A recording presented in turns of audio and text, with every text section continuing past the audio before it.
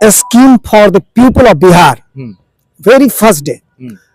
आप जैसे आपने कहा कि 10,000 रुपये और 2 लाख रुपये, 10,000 रुपया तो दिया ही मिला है। क्या उन महिलाओं के खाते में 2 लाख आएगा सर, या 1,90,000 आएगा सर?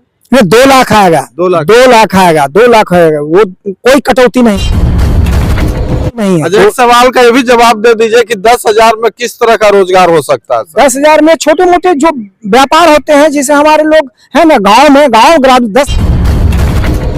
एक तरफ आपने 10,000 रुपया रोजगार करने के लिए दिया, वो कहाँ से कर पाएंगे? हाँ बिल्कुल, आप जो बुलडोजर की बात कहा आपने, अतिक्रमण की बात कहा आपने, जगह नहीं दिया, पैसा दे दिया, वो पैसा से कैसे व्यापार करेगी और आपका फिर कैसे पैसा कैसे वापस करेगी? शहरी क्षेत्र में वेंडर जोन की जो आपने कहा, माननीय नीतीश कुमार जो विकास इसलिए चाहिए कि हम काम कर रहे हैं साहब। मान ले हम मूर्ति बनाते हैं, ये मान ले हमारा आध्यात्मिक राज्य है और देश है, हम दुर्गा पूजा करते हैं, सरस्वती पूजा करते हैं, लक्ष्मी।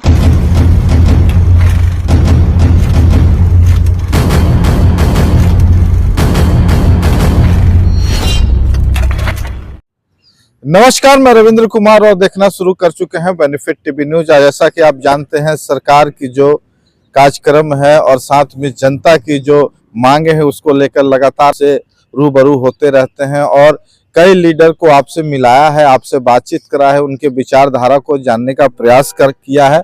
अभी हमारी मौजूदगी पटना के एमएलए फ्लैट में है और हमारे साथ एक लीडर जदयू के जुड़ गए हैं। आइए हम उनसे परिचय कराते हैं। पटना महानगर के जनता दल यू के तकनीकी एवं श्रम प्रकोष्ठ के रविंद्रनाथ मांझी जो जुड़ गए हैं और एक साथ ही साथ सामाजिक कार्यकर्ता है। सरकार एनडीए की है जो बहुमत में बन के आई है, खासकर नीतीश कुमार जी का जो कद है, नीतीश कुमार जी का जो कार्यक्रम था बिहार के बदौलत, उसको जनता ने माइंडेड दिया है और अच्छी सरकार बनी है।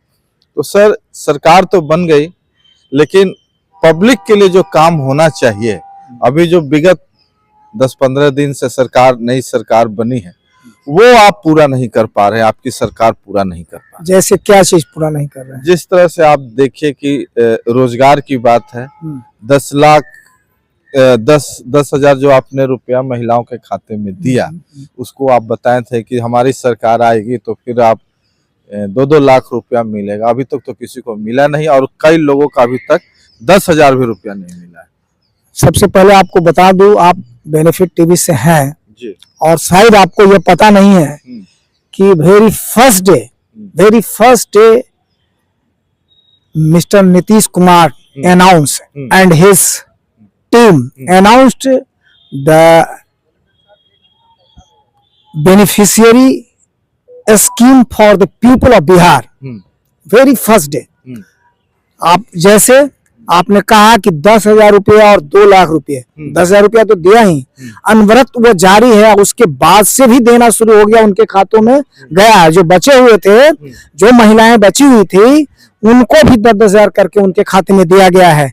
और फिर 2 लाख का भी वादा है, स्टेप बाय स्टेप उन्होंने काम किया जाए। वादा जो आपने किया था 2 लाख का, वो वादा कब पूरा कर रहे हैं? पूरा होगा, जल्द ही पूरा होगा। कब? ये उसका समय सीमा होता है, इस समय सीमा के अंदर ही किया जाएगा। उसको ये कहा गया था कि आप 10,000 लिए, इससे प्रारंभ कीजिए, आप अपना छोटा कुटीर उद्योग या छोटा व्यापार। अभी आप ये करते हैं, एक तो रुचि है, उनका रुचि के अनुसार जो भी काम करते हैं छोटे मोटे दुकानदारी, और ये सरकार परखती है, एक थर्मामीटर है सरकार का कि वास्तव में जिन्हें 10,000 रुपये दिए गए हैं, इस थर्मामीटर के अनुसार वो परख हो रहे हैं कि परखी नजर में आ रहे हैं कि नहीं, उनको सरकार परखने की कोशिश कर रहा है। इसलिए ये चारा के रूप में दिया गया 10,000, और ये करती है वास्तव में जो बेनिफिशियरी है, जो इच्छुक हैं, जो चाहती है कि अपना जीवन स्तर में सुधार करें, वो अपना काम प्रारंभ कर दिए। अब पुनः उनको 2 लाख रुपए का इंतजाम किया जा रहा है और मिलेगा। नई सरकार बनने के बाद आपको पूरा भरोसा है कि जिन महिलाओं को खाते में 10,000 रुपया मिला है, क्या उन महिलाओं के खाते में 2 लाख आएगा सर, या 1,90,000 आएगा सर? ये 2 लाख आएगा, 2 लाख 2 लाख आएगा, 2 लाख आएगा, वो कोई कटौती नहीं है। अच्छा, एक सवाल का ये भी जवाब दे दीजिए कि 10,000 में किस तरह का रोजगार हो सकता है सर? 10,000 में छोटे मोटे जो व्यापार होते हैं, जैसे हमारे लोग है ना गांव में, गांव ग्राम 10,000 का क्या महत्व है आज गांव में देखिए। हाँ। वो इतने खुश हैं कि 10,000 लेके मान ले बिंदिया है, टिकुली है, चूड़ी है, सब्जी है, फल है करके 10,000 से स्टार्ट कर दिया है। जो वास्तव में सकारात्मक अपना विकास चाहते हैं वो 10,000 से स्टार्ट कर दिए हैं। हाँ। कुछ उनके पास और भी पूंजी है मिलाकर के उन्होंने शुरू कर दिया है। हाँ, इधर आइए।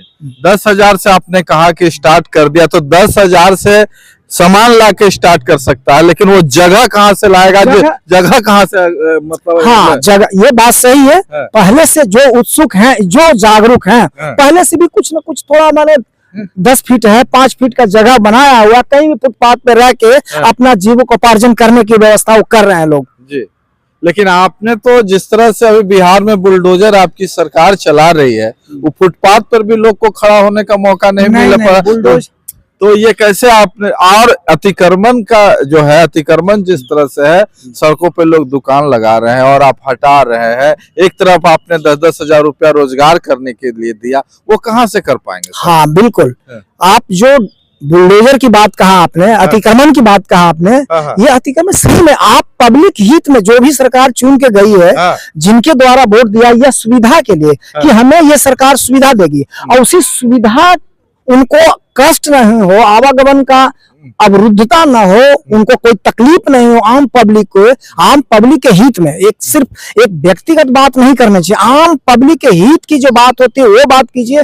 जहां कहीं भी अतिक्रमण है, संकीर्ण है, जहां पर अवैध रूप से घेर के जहां तहां घेर के रखे हुए हैं, उनको हटाया जा रहा है, ताकि लोगों के व्यापार के साथ साथ आवागमन में भी कोई असुविधा ना हो, इसकी व्यवस्था सरकार के द्वारा कीजिए, इसलिए बुलडोजर चलाया जा रहा है जी।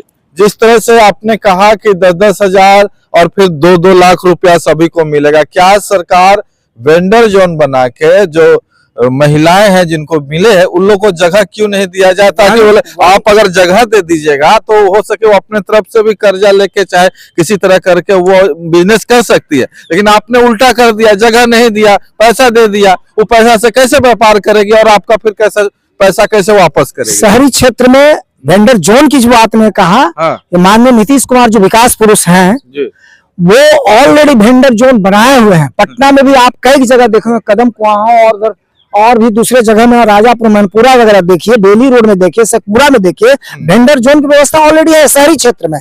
ग्रामीण क्षेत्रों में अभी नहीं हुआ है। ग्रामीण क्षेत्र में छोटा मोटा व्यापार करने के लिए उनको जगह है, तो वेंडर जोन और भी तेज गति से, माने और तीव्रता से इसे लागू किया जा रहा है, वेंडर जोन की व्यवस्था की जा रही है। ये आम कैबिनेट में पास हो गया है कि ज्यादा से ज्यादा लोगों को जो फुटपाथ है, फुटपाथ पे काम कर रहे हैं, जो बिजनेस कर रहे हैं, उनको वेंडर जोन में बैठाया जाए, ताकि आवागमन में असुविधा न हो। पब्लिक के आम हित में जो भी ज्यादा से ज्यादा काम हो वो काम किया जा रहा है माननीय नीतीश कुमार जी के द्वारा, एनडीए सरकार के द्वारा जी। जिस तरह से आपने कहा कि सरकार काम कर रही है, वेंडर जोन की व्यवस्था भी कर रही है, आप श्रमिक प्रकोष्ठ के भी हैं, तो श्रम के मामले में जिस तरह असंगठित मजदूर हैं बिहार में, लगातार बिहार से पलायन बाहर की तरफ कर रहे हैं, और कई इलेक्शन में राजनेता इस मुद्दे को बहुत जोर शोर से उठाया था कि बिहार का पलायन कब रुकेगा। इसी पलायन को रोकने की व्यवस्था की जा रही है। आप जो बोल रहे हैं ये श्रम प्रकोष्ठ, ये बात सही है, वो पलायन रुके, कैसे रोके, उसी पर कारगर ये काम किया जा रहा है। सरकार के द्वारा ये डीपीआर तैयार किया जा रहा है कि हमारे अभी जो कह रहे हैं, अभी आपको डोभी में देख लीजिए या बेगूसराय में देख लीजिए, उसका हब के रूप में स्थापित होने जा रहा है इंडस्ट्री। अभी इंडस्ट्री मिनिस्ट्री का बैठक हुई कैबिनेट का, उसमें बाहरी जो इन्वेस्टर हैं वह भी बिहार में आ रहे हैं। अब इससे क्या होगा, बिहार में आने के बाद जो इन्वेस्ट होगा, तो उससे बेरोजगार बढ़ेगा, तो फिर रोजगार जब बिहार में बढ़ेगा तो स्वाभाविक है कि पलायन रुकेगा। तो मतलब आपने इस दिशा में सरकार कदम बढ़ा चुकी है कि नौजवानों को रोजगार दिया जाए, तो ये इसी 5 साल के अंदर हो जाएगा कि फिर मौका लीजिएगा? इसी 5 साल के अंदर हो जाएगा, और फिर अगले वित्तीय वर्ष में जो बच्चे रहेंगे उन्हें भी मतलब फिर मौका चाहिए आप ही को सरकार? नहीं, इसलिए चाहिए कि हम काम कर रहे हैं साहब। मान ले हम मूर्ति बनाते हैं, ये मान ले हमारा आध्यात्मिक राज्य है और देश है, हम दुर्गा पूजा करते हैं, सरस्वती पूजा करते हैं, लक्ष्मी पूजा, मूर्ति बना रहे हैं, कोई बालाकार है बना रहा है, तो मूर्ति बनाने में कहीं उसका पूरा मूर्ति बन गया, हाथ बन गया, पैर बन गया, उसमें डेंट पेंट लिपस्टिक नहीं तो उसकी सुंदरता नहीं, वो खूबसूरती नहीं बढ़ेगी। तो बिहार के विकास में जो भी काम अधूरे रह जाएंगे तो अगले फिर वित्तीय वर्ष में, अगले 50-60 वर्ष में जो बचे हुए कार्य उन्हें पूरा किया जाएगा। आप किसी भी सेशन में कोई भी काम, एक काम पूरा नहीं करना चाहते हैं, हर काम को अधूरा छोड़ दे रहे हैं अगले सेशन में पूरा करने के लिए, और इस तरह आप जनता का वोट लेके फिर आप कहिए कि अगला चाहिए, अगला चाहिए, अगला चाहिए। ये सर, आप एक सेशन में बेरोजगारी ही दूर कर दीजिए, शिक्षा ही दूर कर दीजिए, ऐसा स्कीम क्यों नहीं बना पा रहे? ऐसी बात तो नहीं।